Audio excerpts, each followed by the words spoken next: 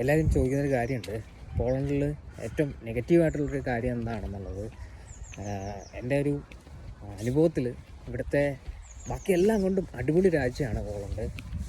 കാരണം ഇപ്പോൾ ഈ 2 വർഷമായിട്ട് ഞാൻ പോളണ്ടിലാണ്. അപ്പോൾ അതിൻ്റെ ഒരു എക്സ്പീരിയൻസ് വെച്ച് പറയുകയാണെങ്കിൽ ഈ ഒരു മുതൽ കിട്ടാൻ ഇവിടെ നല്ല താമസം എടുക്കും. ആൾമോസ്റ്റ് എനിക്ക് 2 വർഷം എടുത്തു ഈ ഒരു സാധനം കിട്ടാനായിട്ട്.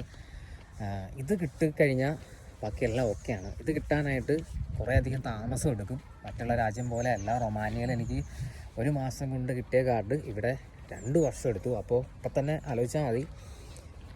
പോളണ്ട് കാർഡ് കിട്ടാൻ കുറച്ച് താമസം എടുക്കുന്നൊരു രാജ്യം തന്നെയാണ്. അതുപോലെ തന്നെ മറ്റുള്ള കാര്യങ്ങൾ വെച്ച് നോക്കുമ്പോൾ എന്നാൽ അടിപൊളിയുമാണ്. അതായത് ഇവിടെ എക്സ്പെൻസ് കുറവാണ്. ഒരുപാട് മലയാളീസ് വർക്ക് ചെയ്യുന്നുണ്ട്.